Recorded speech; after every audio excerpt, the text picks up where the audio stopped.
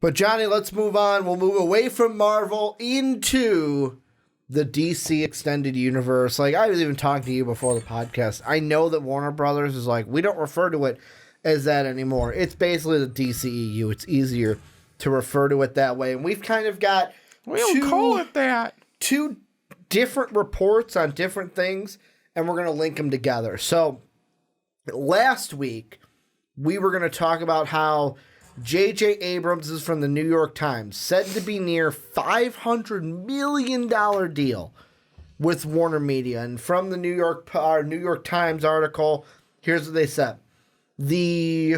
I'll read a little bit before. So went the courtship of the producer J.J. Abrams by Apple, NBC Universal, WarnerMedia, and other entertainment companies over the past 6 months, as the companies scrambled to secure creative content for their streaming services. The contest neared a conclusion on Monday as lawyers for Mr. Abrams in final negotiations with Warner for a multi-year partnership valued at about $500 million, according to two people briefed on the matter who spoke on the condition of anonymity, basically anonymous, because the deal was not yet complete. In return for that breathtaking sum, WarnerMedia will get a first look at projects developed by Bad Robot, the media company run by Mr. Abrams and Katie McGrath, his wife. The deal covers movies, television shows, video games, consumer products, music, and digital content for a WarnerMedia streaming service set to arrive early next year. It was unclear whether Mr. Abrams would continue to accept directing jobs at rival studios, a perk that was part of his previous deals. Basically, the proliferation of streaming services has supercharged the market, blah, blah, blah. Netflix gave a multi-year deal to Shonda Rhimes, the creator of Grey's Anatomy. There was also a Netflix deal with Ryan Murphy, who American Horror Story valued at $300 million. And then Warner locked up Greg Berlanti, the producer of shows like Riverdale and The Flash, with a contract worth more than $300 million. Representatives for Mr. Abrams and WarnerMedia declined to comment. AT&T owns WarnerMedia, which includes the Warner Brothers Studios, HBO, and cable networks like TNT and CNN. There is also another article from WeGotThisCovered.com that basically is titled Warner Bros. Rebooting the entire DCEU into two separate universes. That article reads as follows. Following the failure of Justice League, it's been obvious that Warner Brothers is trying to sweep the past of the DCEU under the rug, with recent movies like Aquaman and Shazam referencing other heroes but not featuring any proper crossovers. In the near future, though, things will start to break away from established canon completely, with the Batman said to take place in its own universe. And this could just be the start of some major reshaping of the shared franchise going forward. We Got This Covered has been told that Warner Brothers is working on rebooting the entire DCEU. Essentially, there will be two separate universes from now on. First, we'll have the franchises that have already begun and therefore are part of the DCEU. So that'd be Wonder Woman, Suicide Squad, Birds of Prey, etc. From what we understand, though, there won't be much connectivity anymore between sequels in those franchises and early DCEU films. Any new properties, meanwhile, without ties to what's come before, will take place in an all-new, basically all-new continuity. As I say words wrong. Continuity, thank you. It sounds like this approach will be kicked off with The Batman, with our source also telling us that the Supergirl movie will be set in the same world. As previously reported, that film will sow the seeds for a new Superman to arrive later down the line by rebooting the Kryptonian mythology. Here's the thing I want to ask you, Johnny. And I was watching an Emergency Awesome video, which Charlie over at Emergency Awesome, although I don't know him personally, does a great job. Like, that guy knows so much shit to where it's basically like you get so much insight by watching his videos. He had referenced that there's a possibility because the ink on the JJ Abrams deal has not dried, and I know it was referenced in the New York Times article when they said it is unclear whether Mr. Abrams would continue to accept directing jobs at rival studios, a perk that was part of his previous deals. I want to ask you, not should Warner Brothers do this, because I feel like that's an easy yes. But could we see, because of this deal, this $500 million deal with J.J. Abrams, could Warner Brothers finagle terms in there to basically say, on top of this, we want you to be the head of rebooting the DCEU, rebooting it, like taking over this new continuity that we're looking at, the Batman, Supergirl, things coming after. Could we see producer J.J. Abrams taking that over, kind of like what we've kind of seen with the Star Wars? Because J.J. Abrams has done that in the past. Star Trek he did, Star Wars he've done. Could we see a produced or even directed movie in the DC universe from J.J. Abrams? Yeah, I mean, if they pay him the right amount of money and give him the right amount of, like, I don't want to say coverage. How is it, like the powers compensation? No, more so like power of like to make decisions. So if they made him basically Kevin Feige level, yeah, or Russo brothers level, then it's like, yeah, he probably would go ahead and do it. I mean, as long as they also don't try and put into his contract, oh, you can't do anyone else's films though. And that's the big thing. Because like he might, like, if Disney decides to do more Star Wars films, he might want to be part of those because he was part of them before. Yeah, and I know that out of the last trilogy that we are seeing, he did 2 of the 3 7 of them, and right? 9. Yeah, 7 and 9 were him. 8 was Rian Johnson. So he might want to do more of those because I know they were talking about maybe doing either Jango Fett or Boba Fett film, and I mean many others they're talking about doing. So it's like, and there's so much more in the Star Wars universe. There's what, I don't even know how many books are out there because I've got some other friends that have read them before. Yeah, but there's a lot to the universe per se. There's so much canon that they can Thank go you. with. I couldn't think of the word. That's not like Star Wars has so much canon that's not the original trilogy and like shit that's going on in other parts. Even of not space. just focused on the Anakin, the Skywalker, and the Obi-Wan Kenobi storyline, basically. Yeah, there's so much stuff going on that they can do branch so off. much other things. And just looking at J.J. Abrams, I mean, we could do an all Wookiee movie. Do you remember the Chris? Is that why you're why right? I said it. Okay, because you stopped me dead in my tracks. I saw a half hour of just Wookiee. I don't want to see that again.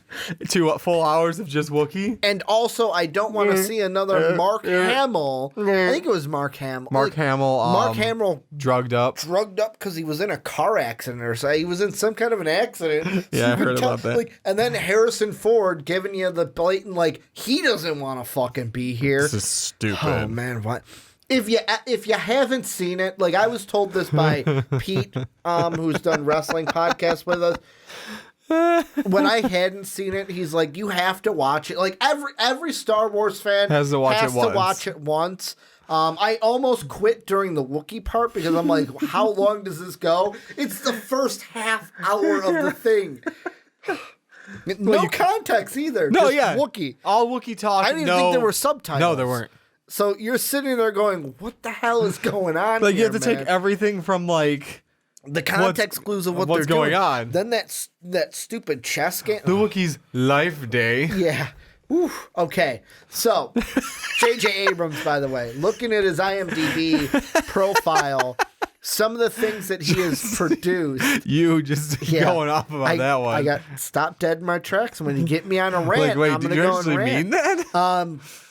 So right now, the only things that are in post-production that he's produced is a TV series, Lovecraft Country, and then Star Wars Rise of the Skywalker.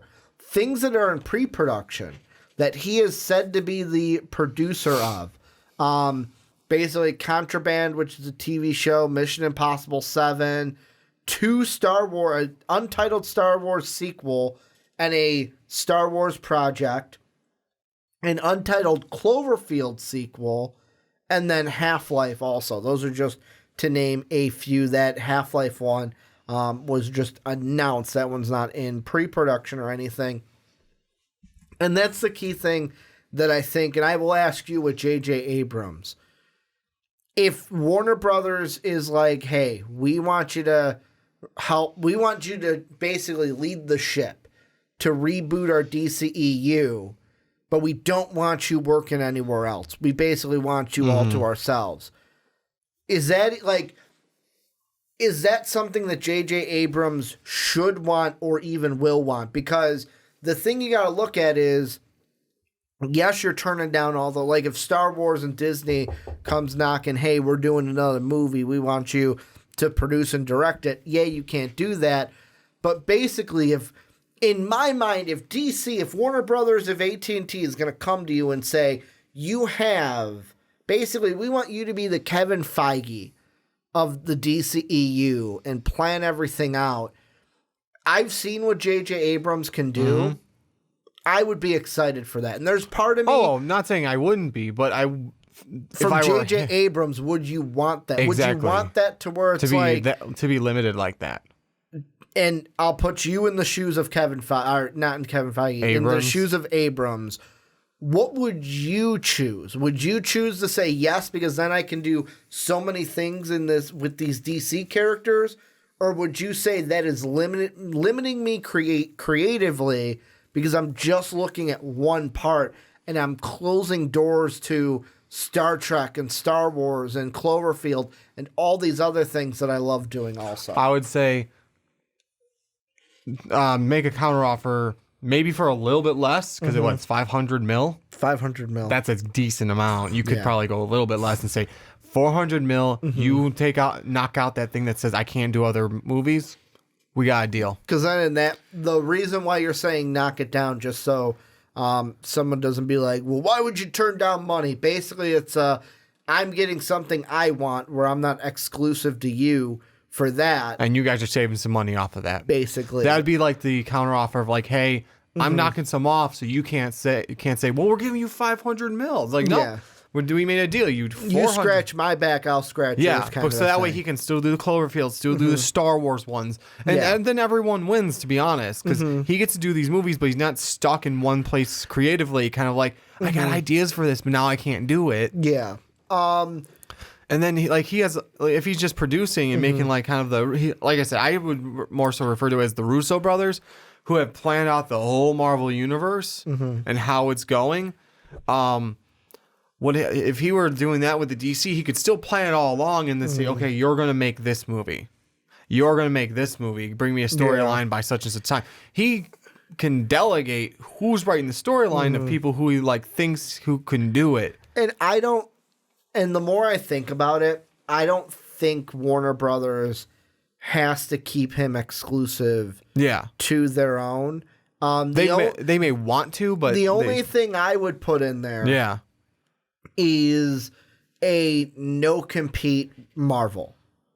Basically, it's hey, you can do if it's Disney, you can do a Star Wars movie, but I don't want you doing a Marvel movie. Yeah, that would be fair. But at the same time, I don't know if Warner Brothers would want to ruffle those feathers, because I get the Disney kind of opened the door for it, but basically Disney let James Gunn be on loan for Suicide Squad. So there's part of that too, where you're like, do I really want to burn a bridge of they could have said, hey, we'll take you back with Guardians, but you got to quit that job over there. Disney and Marvel are allowing James Gunn to complete Suicide Squad before Guardians 3. And the thing that I think about now that I look at it is J.J. Abrams now in his career has kind of just shifted into that producer kind of a role. Because if you look at the movies that he's produced, not the ones that are coming up, the ones that he's produced recently, is you've got 2019, he has 2 movies, Spy Jinx and the Star Wars movie. 2018, he produced 1, 2, 3, 4, 5, 6 things. One of those being that Overlord movie that we went and saw. Yeah. That World War II horror movie that had the super zombie horror movie. Yeah, the Cloverfield Paradox, Westworld. He's been a producer with. So it's like, and also it's at the same time, this deal for him is not just DC. It's just DC could be an extra kind of sprinkling to the top of this, because like I look at things that he's actually directed, and it's the 2 Star Wars movies, Spy Jinx, which is actually a video game, Star Trek Into Darkness. So really the last 5 movies that he's directed: Star Wars Rise of Skywalker 2019, Star Wars The Force Awakens 2015, Star Trek Into Darkness 2013, Super 8 2011, and then basically the Uncovers. He did the pilot episode in 2010. So what? That's like a 2-year gap, a 2-year gap, a 2-year gap, a 4-year gap. So it's like, yeah, you might be able to get him to direct one of those DC films. Like for me, what I would do is I would say, hey, here's what I want to add to the deal. That you produce some DC films for us, but I want you directing a Green Lantern film. Could you imagine, with just the things on his resume for Star Wars and Star Trek, having that kind of familiarity with space? Could you imagine the kind of Green Lantern film that he could do? Exactly, a sci-fi movie like Westworld, sci-fi TV series. He's got that sci-fi. Yeah, no, so that credit. would help with anything space related. So it would help with anything Superman. It would help with Green Lantern. That's really about it that I know. Martian Manhunter. Thank you. I almost forgot about him. I'm trying to think. Maybe if depending on what's lore you're going with, Hawkgirl and Hawkman and Hawkgirl. Hawkman is from Earth, isn't he? I think so. Hawkgirl though is from whatever planet that was. I forget. Yeah, I'm trying to think. Like Martian Manhunter would be from space. Yeah. Green Lantern, a Justice League movie, because like there is, like, if you're gonna do Darkseid, Apocalypse. basically, if you're gonna do a Darkseid movie. But yeah, so like maybe the Jack Kirby New Gods movie. There you go. That they wanted to do. That's another one that's universe based. Anything space based, sci-fi related. He like, hey, we want you to like at least like we'll make a deal with you. You're gonna produce and basically Russo Brothers, the new DCEU, but we want you to direct at least 4 films as well. Yeah, because last time I'm looking at that Green Lantern film, which I know I shouldn't, but I'm going to. Wow, holy shit. So it's amazing to me how bad that movie was. The reason why I say that is, you know who was one of the guys he was one of 3 guys that developed the story. He's one of 4 people that wrote the script, and he's one of the producers. Greg Berlanti, the guy who did Riverdale and The Flash. Huh. Maybe that's something where TV's more his style. Maybe. And that shows that movies are not. But yeah, it's funny seeing his name on there and going, huh. But yeah, the director of that was Martin Campbell. Producers were Donald DeLine and Greg Berlanti, as I said. That would be immediately the one thing for it. The very least, I got to get JJ Abrams to do a Green Lantern movie. I would say try and throw in like a 3 to 4 movie deal where it's like, hey, we want you to produce the whole thing, but we need you to. I want you to direct at least 3 films. What do you think of the stuff from We've Got This Covered about the JJ Abrams aside, about DC splitting off the old from the new, basically using the Batman as the kind of reboot point of, so like, hey, we're going to keep Aquaman and everything in this universe. We're just going to reboot it here without ignoring anything that we've done, and anything moving forward is going to be in this new universe. So does everything else kind of die off? Do you not have Jason Momoa as Aquaman? Do you not have Gal Gadot as Wonder Woman? Or is this like kind of, hey, they're jumping over, but this is a new universe? Because it makes it kind of confusing if you do that. Here's what I think happens. Okay.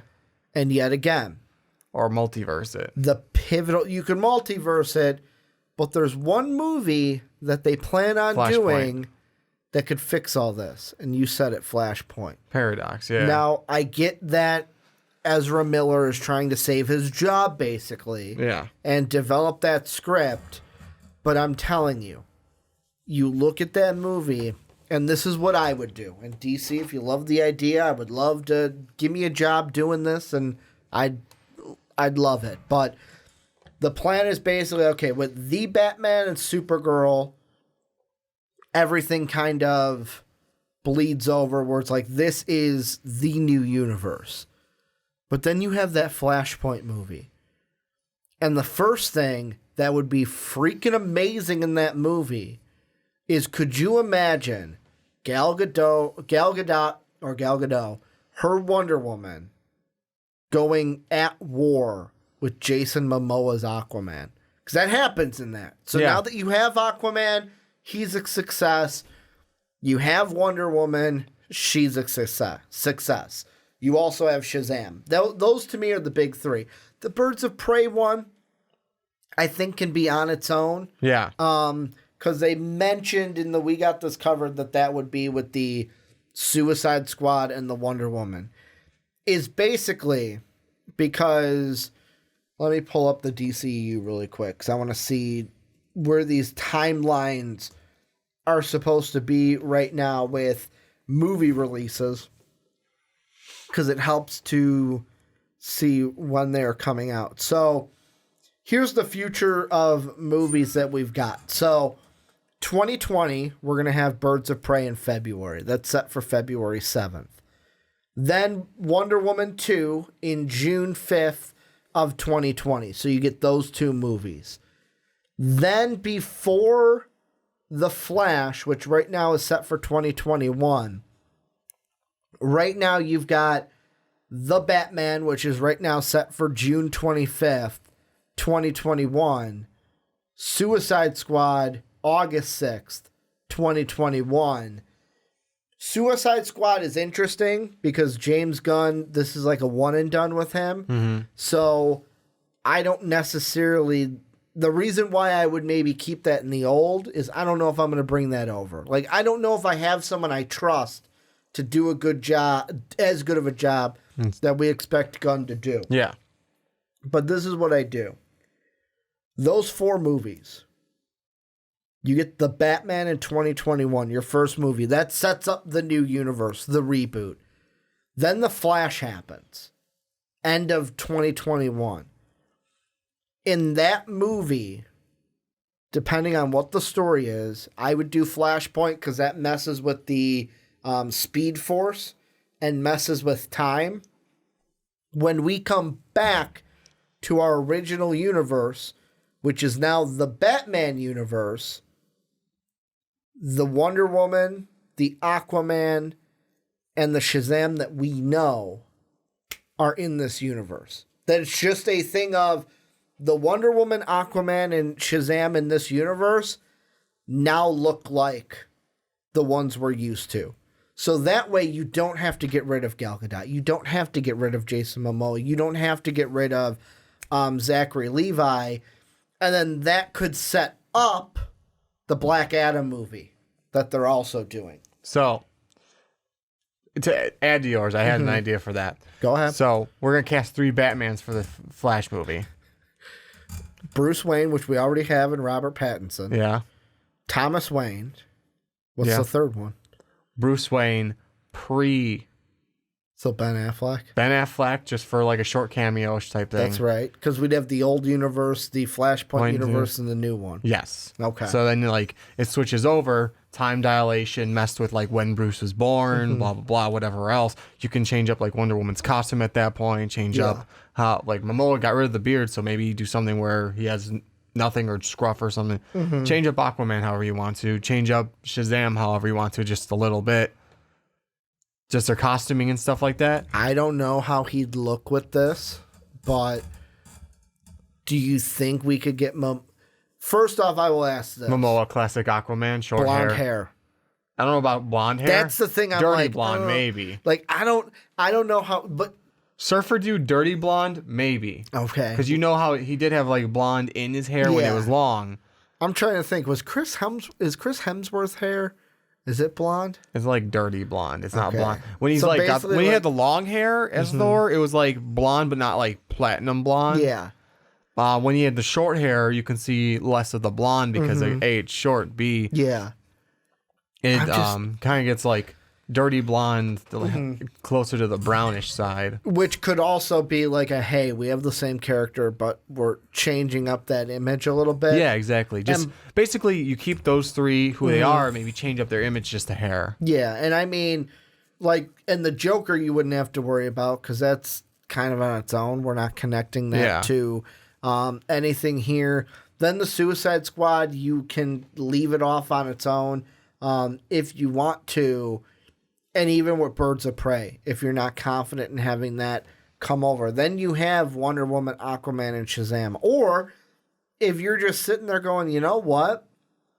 We don't really need those characters over here because, and this is a question I'll ask you, is because of how Justice League failed, do you think it scares DC from doing another crack at a Justice League movie where maybe they're like, you know what?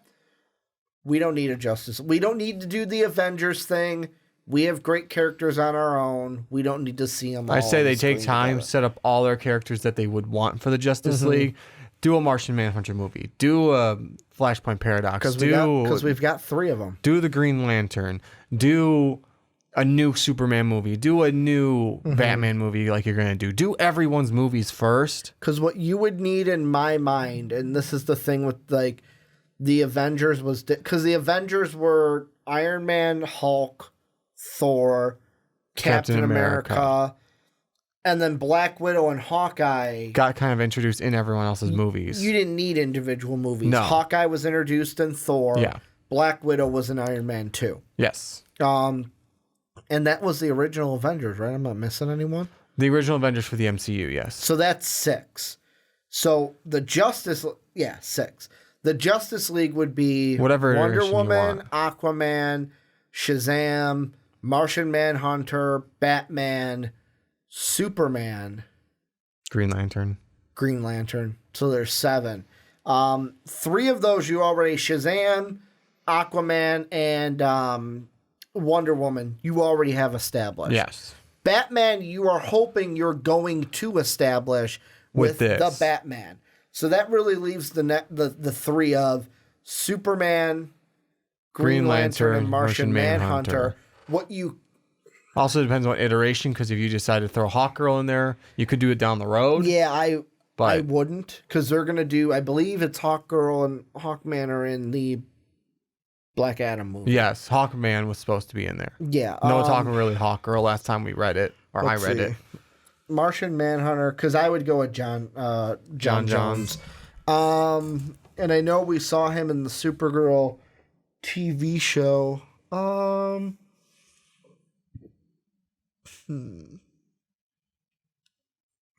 Here's see, and here's the question that I don't know if I can answer it. Because Martian Manhunter to me is the most crucial. And the reason why I say that, he's one of the founding members of the JLA, Justice League of America. Yeah. Let's see. I'm looking right here to see how he was introduced with. Zook began to. So the thing that I'm just thinking of is with Martian Manhunter, because he's the one where I'm like, I don't know if you need to do a solo movie Martian Manhunter. Do you put him in a Superman movie? Do you put him in a Green Lantern Corps movie? Or do you introduce him at the beginning of the Justice League? Where basically the beginning of the Justice League, our Justice League isn't set up because it's a new universe. He comes to Earth because of a threat. And in that movie, the Justice League is formed. The JLA is formed. I say you do a completely origin movie of like Mars. Just the whole story of how his planet got decimated. You're good. And then it kind of like leads to next movie.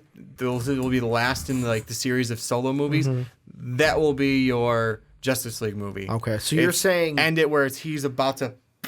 So you're saying Earth. Green Lantern, Superman, and Martian Manhunter all get their own movies? Yes. Okay. Yeah, I was wondering, is Martian Manhunter the one you can put in a Green Lantern Corps? Because maybe it's a story about how his planet Mars gets destroyed, but the Green Lanterns are there because there's obviously a Green Lantern that is Mars.